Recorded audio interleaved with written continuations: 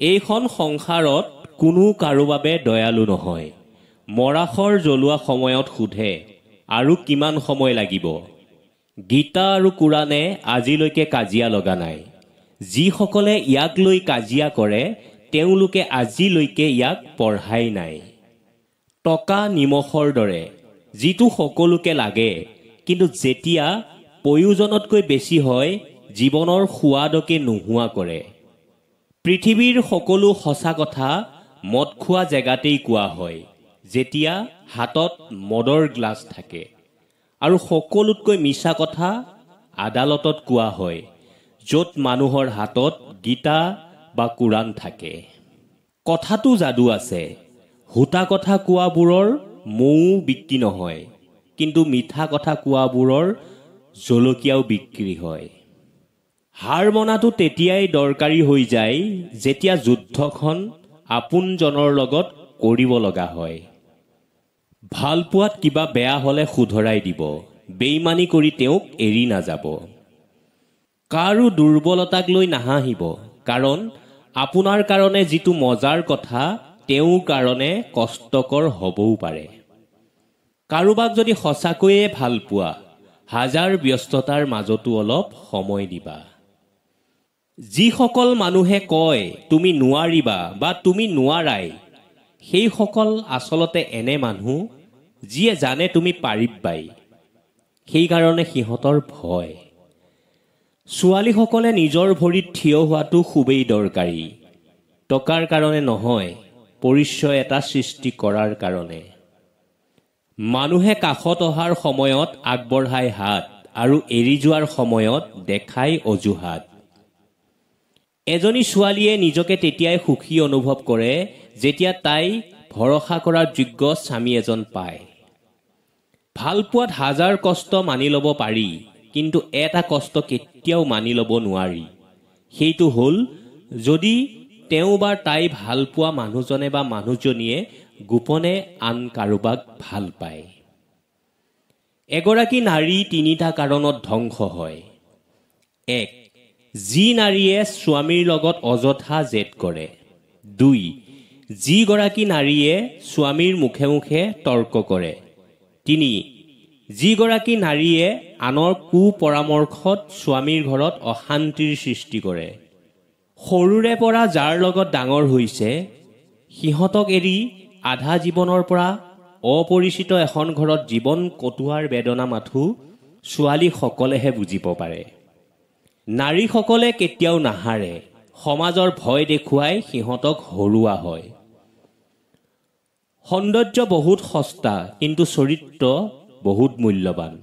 সেইকাৰণে সৌন্দৰ্যৰ প্ৰতি আকৃষ্ট নহৈ চৰিত্ৰৰ প্ৰতি আকৃষ্ট হোৱা উচিত। লোভে মানুহক সন্তুষ্ট থকাৰ পৰা আঁতৰাই ৰাখে। সেই জীৱনত সন্তুষ্ট থাকিবলৈ লোভ কমাব। সত্য আৰু শুদ্ধ মনেৰে কৰা প্ৰাৰ্থনা সদায় ফলৱতী হয়। সেয়ে প্ৰাৰ্থনা সত্য আৰু শুদ্ধ মনেৰে কৰিব। এইটো কলিযুগ হয় বন্ধুসকল। ইয়াত শত্ৰুৰ পৰা নহয়, নিজৰ আপোন মানুহবোৰৰ পৰাহে সাৱধান হওক। আনৰ বেছি ভুল দেখা মানুহবোৰেই পৃথিৱীৰ আটাইতকৈ বেয়া মানুহ। কিছুমান মানুহে মোক বেয়া পায়, বেয়া ভাবে। সেইটোক মই কেতিয়াও বেয়া নাপাওঁ, কিয়নো তেওঁলোকে মোক সিমানখিনিহে বুজে যিমানখিনি বুজাৰ তেওঁলোকৰ সামৰ্থ্য আছে। এটা কথা প্ৰতিটো সময়তে মনত ৰাখিব, সেই কালিটো আপোনাৰ জীৱনত কেতিয়াও নাহে যাৰ ভৰসাত আজি আপুনি বহি আছে। এটোপাল পানী গৰম চৰুত পৰিলে শুকাই যায়, কিন্তু সেই একেটোপাল পানীয়ে যদি পদুম ফুলৰ ওপৰত পৰে, মুকুতাৰ দৰে চিকমিকায়। ইয়াৰ কাৰণ সংগৰ প্ৰভাৱ। সেই জীৱনত এনে সংগ লওক যাতে মুকুতাৰ দৰে জিলিকে। জীৱনত কোনো মানুহকে নিজৰ গোপন কথাবোৰ কেতিয়াও নকব, কিয়নো আজি যিজন আপোনাৰ লগত আছে সেইজন কালি আপোনাৰ বিপৰীতো হ'ব পাৰে।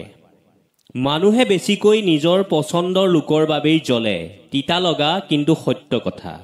ভাটৌৱে জলকীয়া খায়ো মিঠা মাত দিয়ে, কিন্তু দুখৰ বিষয় মানুহে ইমান দামী চেনি খায়ো কিয় তিতা কথা কয়। যদি কাৰোবাক সন্মান নিদিয়ে নাই, কিন্তু 4জন মানুহৰ লগত বহি কাৰো বদনাম নকৰিব। জীৱনত মানুহে এই 4টা অৱস্থাৰ পৰা বেয়া হয়: 1 যৌৱন, 2 ধন, 3 অধিকাৰ আৰু 4 অবিবেক। পানীয়ে মৰ্যাদা ভাঙিলে ধ্বংস হয় আৰু কথাই মৰ্যাদা ভাঙিলে সৰ্বনাশ হয়। ভগৱানে সফলতাৰ বাবে অপেক্ষা নকৰে। তেখেতে এইটো ভাবে, মই যত্ন কৰোঁ, গতিকে আজিৰ পৰা আপুনি ভাবক। বৰ্তমান সময়ত দেখা গৈছে যে পৰৰ মানুহবোৰেহে সম্বন্ধ অটুট ৰাখে, কিয়নো আপোনবোৰে ইজনে আনজনক অৱহেলা বদনাম আদি কৰিবলৈহে উঠি পৰি লাগে।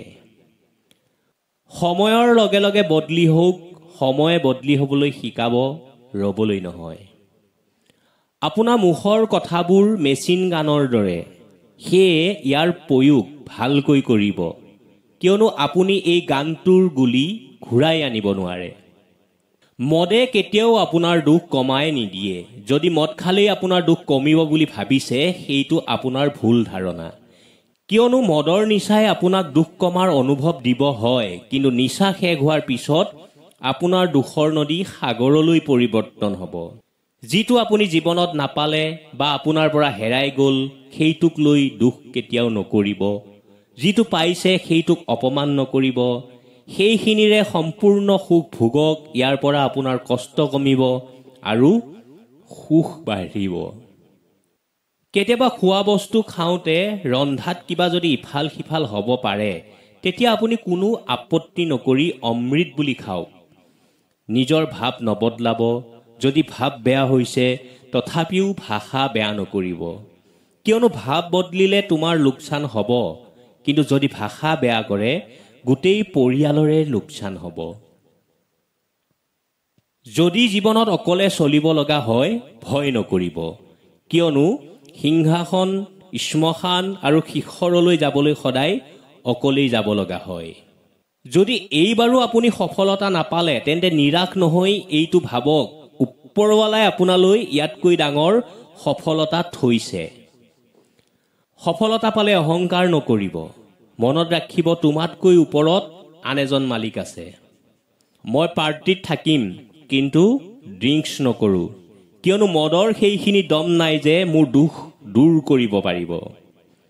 বৰ্তমান অৱস্থাটোক দেখি কেতিয়াও নিজৰ ভৱিষ্যতৰ বিষয়ে অনুমান নকৰিব, কিয়নো কালিৰ ইমান শক্তি আছে যে এটুকুৰা সাধাৰণ কয়লা টুকুৰাও হীৰালৈ পৰিৱৰ্তন কৰিব পাৰে। সময়ৰ প্ৰতিটো ছেকেণ্ডতে হাঁহিৰে জীয়াই থাকক, কিয়নো সময়ে এনেকুৱা এটা চমক, ই কেতিয়াও ঘূৰি নাহে। আপুনি যদি জীৱনত সময়মতে কি কৰিব থিৰাং নকৰে, তেতিয়া সময়ে ঠিক কৰিব আপোনাক কি কৰাব লাগে।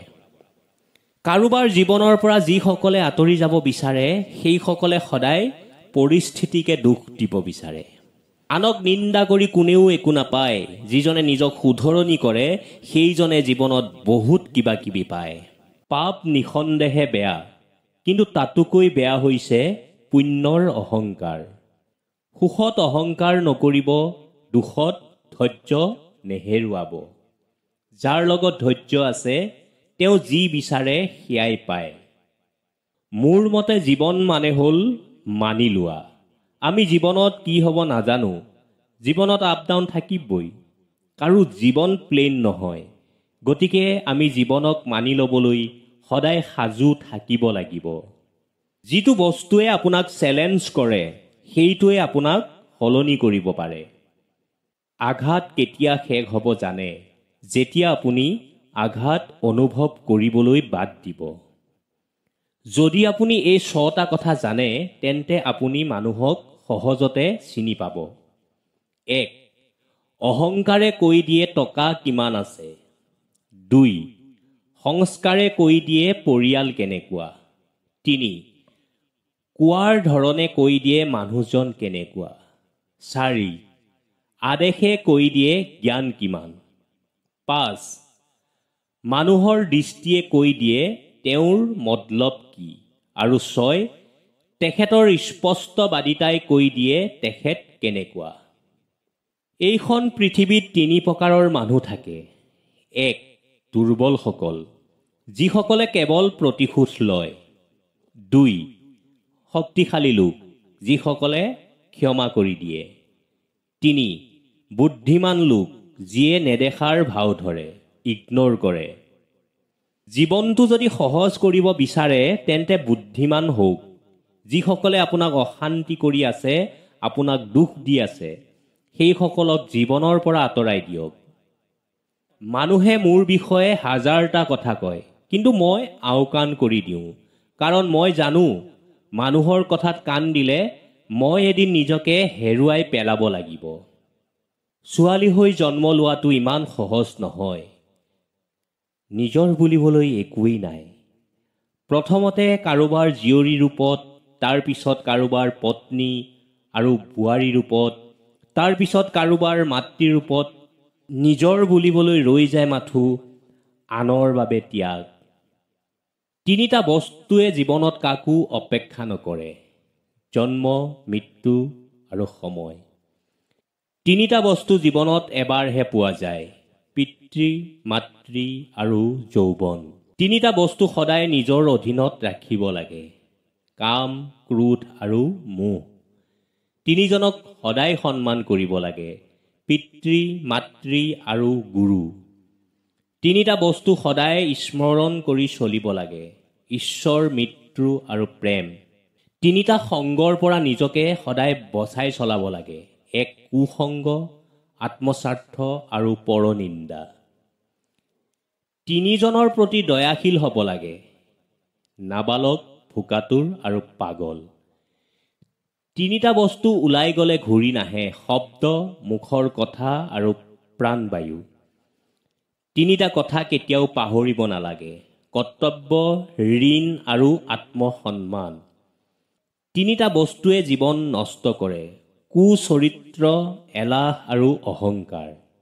3টা বস্তুৱে জীৱনক মহৎ কৰি তোলে: 1. সৎ চিন্তা, 2. পৰিশ্ৰম আৰু 3. অধ্যয়ন।